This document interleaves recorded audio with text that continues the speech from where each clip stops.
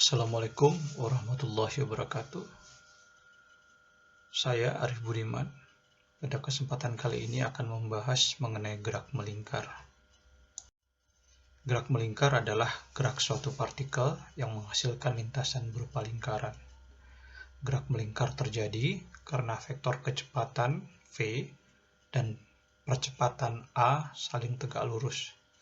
Besaran-besaran yang dalam gerak melingkar menggunakan besaran sudut.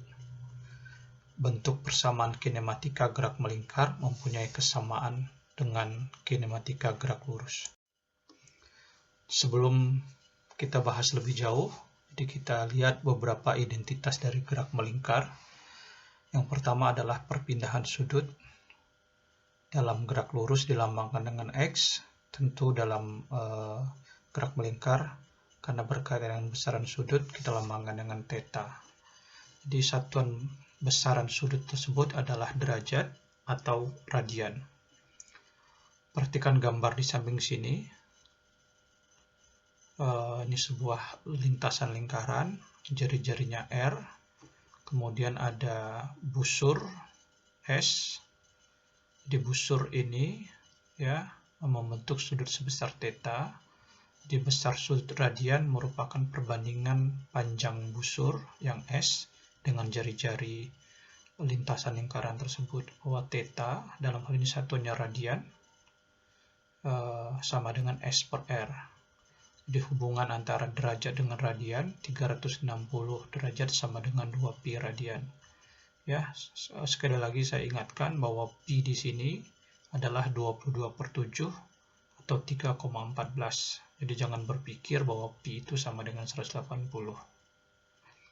Kemudian kalau kita lihat lagi hubungan antara radian dengan derajat, 1 radian itu sama dengan 57,3 derajat, atau 1 derajat itu sama dengan 1,74 kali 10⁻⁻² radian.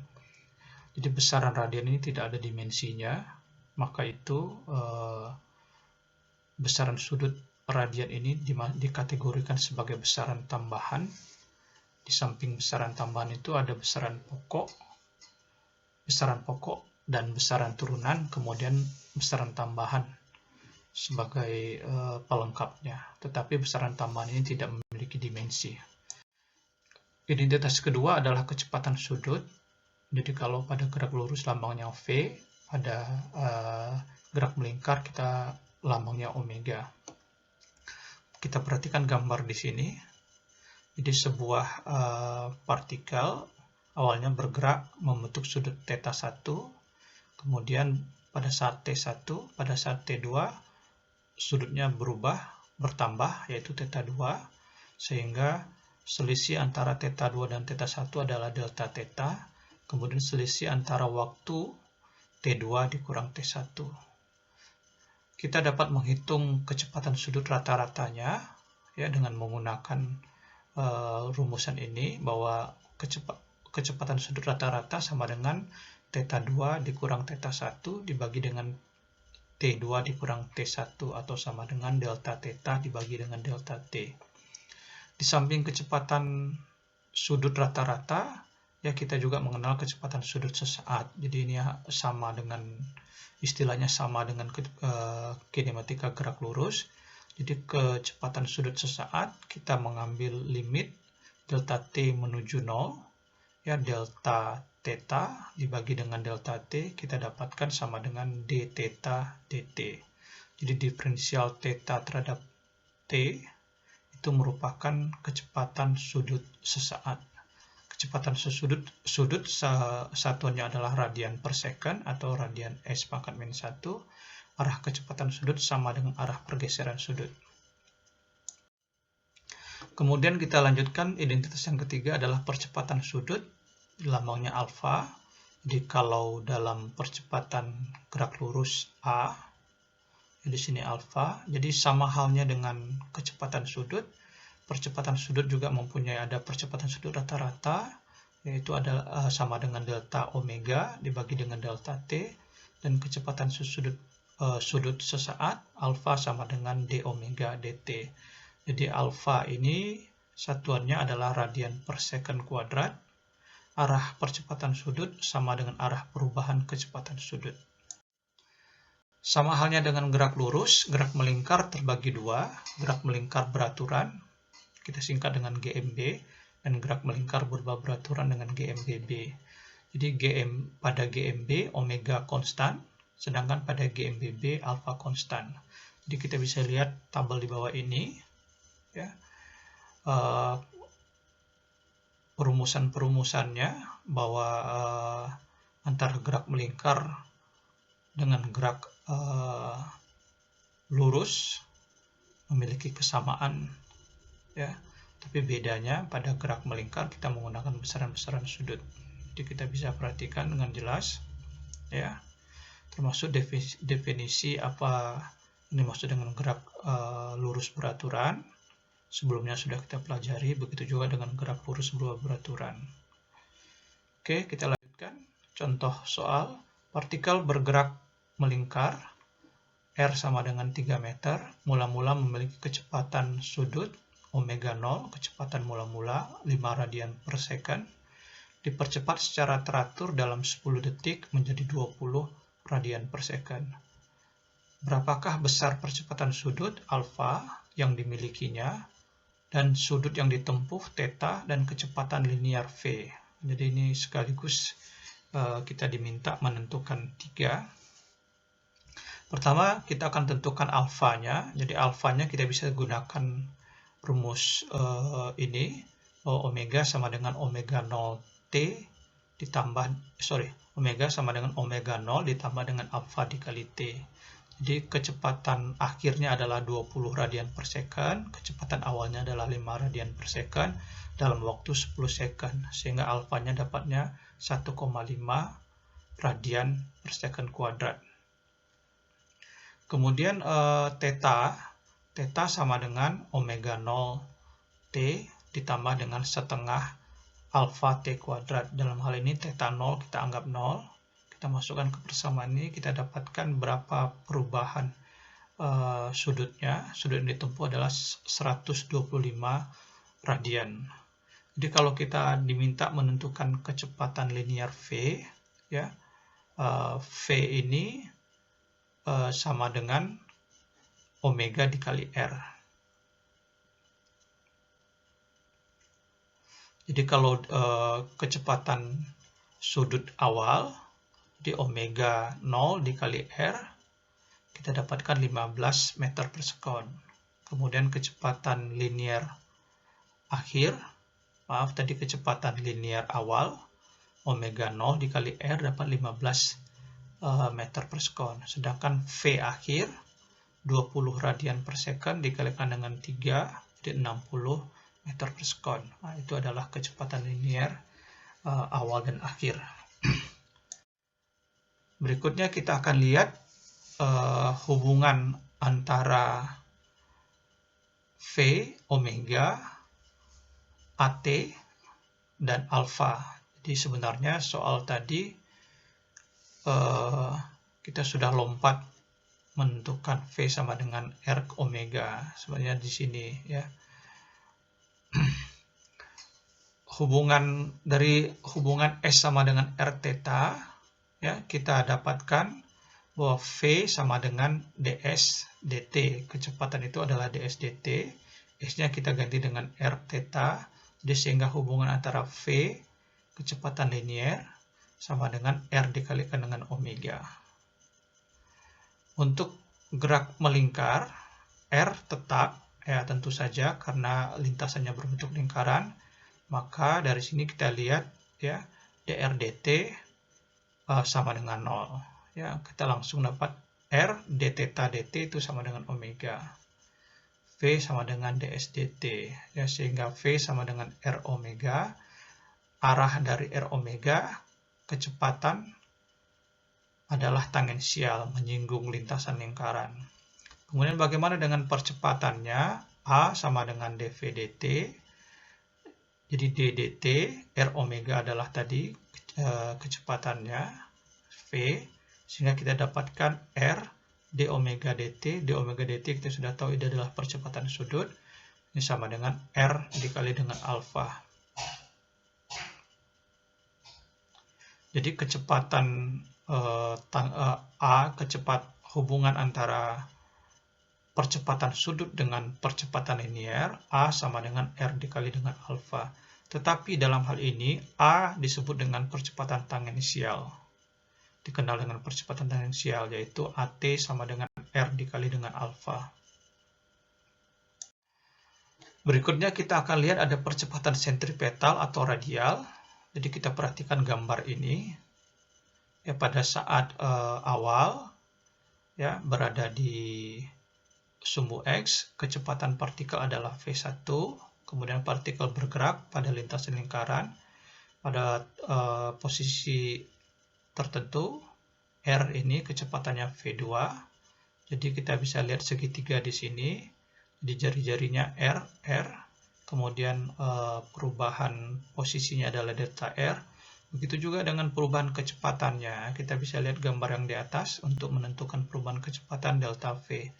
Jadi kedua segitiga ini merupakan segitiga yang kongruen, ya, sehingga kalau kita ingin tentukan percepatan rata-ratanya adalah delta V dibagi dengan delta T. Dari gambar, dari segitiga yang kongruen tadi kita dapatkan delta V per V sama dengan delta R per R. Sehingga delta R itu sama dengan V dikali dengan delta T. Maka kita masukkan ke rumus tadi, delta V dibagi dengan V sama dengan V kali delta T dibagi dengan R. Karena delta R kita ganti dengan V dikali delta T, sehingga dapat percepatannya A sama dengan V kuadrat dibagi dengan R. Jadi A kita kenal dengan percepatan radial yang menuju, atau percepatan sentripetal yang arahnya menuju ke pusat lingkaran. Sehingga AR atau AS, R menyatakan radial, S menyatakan sentripetal, sama dengan V kuadrat dibagi dengan R. Kalau V kita ganti dengan omega kali R, kita peroleh omega kuadrat dikali dengan R. Ini karena V sama dengan omega kali R. Jadi dalam gerak melingkar ini, kita kenal ada dua percepatan, yaitu percepatan tangensial dan percepatan radial atau sentripetal. Percepatan tangensial itu AT sama dengan R kali alfa, sedangkan percepatan radial atau sentripetal AR sama dengan omega kuadrat kali R. Pada GMB, karena omeganya konstan, otomatis alfanya sama dengan 0. Jadi kalau alfa sama dengan 0, untuk gerak melingkar beraturan yang hanya ada adalah percepatan radial atau sentripetal, yaitu sebesar omega kuadrat dikali dengan R. Sedangkan kalau untuk GMBB, alfa tetap, alfanya ada bukan 0, tetap. Oleh karena itu pada GMBB memiliki dua percepatan. Jadi besar percepatannya kita bisa hitung bahwa A sama dengan akar dari AR kuadrat ditambah dengan AT kuadrat. Kita bisa masukkan ke persamaan bahwa AR kuadrat itu sama dengan omega kuadrat R. Kita sederhanakan sehingga A besar percepatan total pada gerak melingkar berubah beraturan, R kali dengan akar omega pangkat 4 ditambah dengan alfa kuadrat. Oke, ini adalah kita lihat langsung antara percepatan radial dengan percepatan tangensial. Ini percepatan radial yang menuju ke pusat lingkaran, sedangkan percepatan tangensial menyinggung lintasan lingkaran ini. Resultan dari kedua percepatan ini menghasilkan percepatan total. Kemudian kita perhatikan pada saat benda bergerak ke bawah, ini percepatan radial tetap menuju ke pusat lingkaran, tangensial ke arah kanan. Ini adalah percepatan totalnya. Kemudian lihat lagi di titik B, seperti itu, ya, dan titik C, ya, tetap seperti itu. Soal ini, gambar di samping menunjukkan percepatan total dari sebuah partikel yang bergerak searah jarum jam. Ini searah jarum jam. Kita perhatikan, ya, kalau tadi berlawanan arah jarum jam, gambar sebelumnya, ini searah jarum jam. Sehingga kita lihat kecepatan itu kecepatan partikel menyinggung lintasan lingkaran yang arahnya ini yang ditunjukkan oleh panah berwarna merah. Kemudian jari-jari lintasan ini diketahui sama dengan 2,5 meter. Jadi yang ditanya pada waktu tersebut, tentukan percepatan radial, kemudian laju partikel dan percepatan tangensial. Jadi dalam hal ini percepatan tangensial itu berimpit dengan vektor kecepatan ini.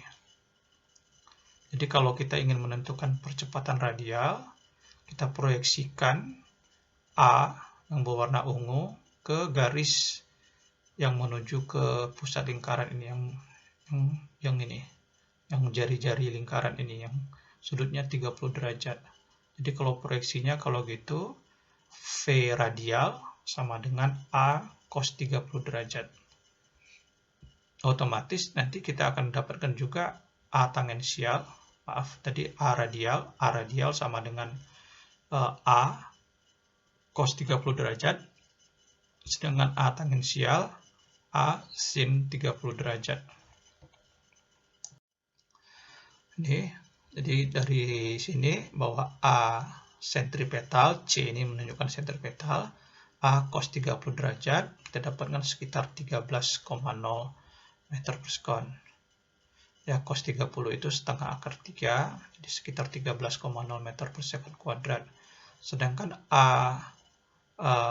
dari A sentripetal ini, kita bisa tentukan V-nya nanti, bahwa V kuadrat itu sama dengan R dikali dengan A sentripetal, atau V sama dengan akar dari R kali A sentripetal. Kita dapatkan 5,7 meter per sekon.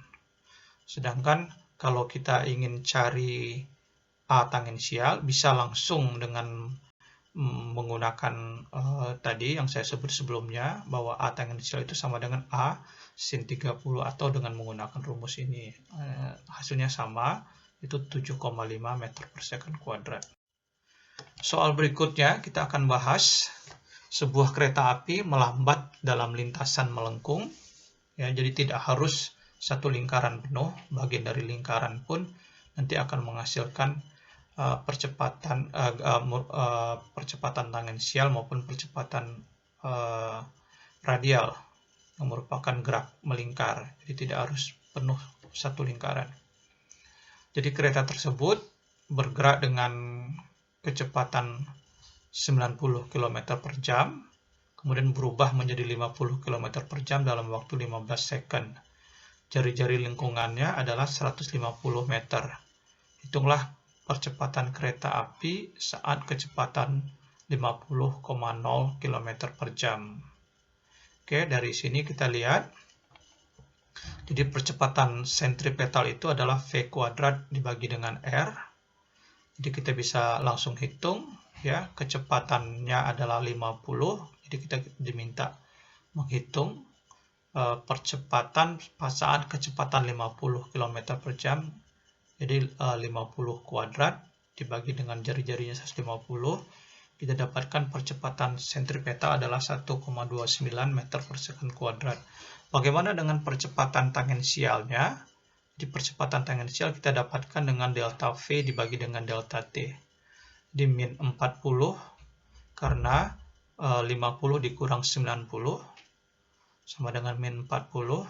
Kemudian kita rubah satuan ini kilometer per jam menjadi meter per second biar sama dengan sebelumnya, ya, dalam meter per sekon. Kemudian delta T-nya 15 second, nanti kita dapatkan minus 0,741 meter per second kuadrat. Kemudian untuk menghitung percepatan totalnya, kita gunakan rumus ini. Jadi A sentripetal kuadrat ditambah dengan A tangensial kuadrat. Kemudian kita dapatkan bahwa total itu sama dengan 1,48 meter per sekon kuadrat. Kemudian arahnya kita lihat dengan menggunakan sudut tangen inverse dari AT dibagi dengan AC.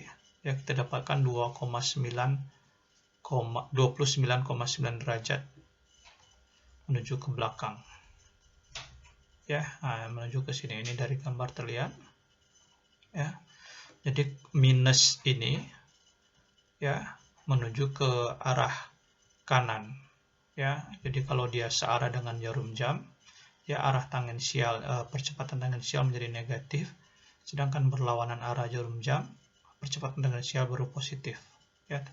Tapi untuk percepatan total tidak terganggu karena kita gunakan kuadratnya, ya, sehingga arah percepatannya ini disebut ke arah sini.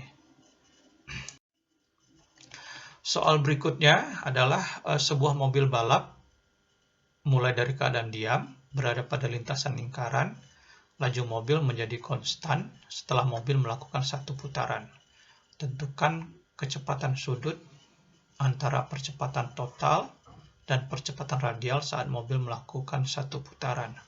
Jadi kita lihat, kita bisa gunakan rumus GLBB.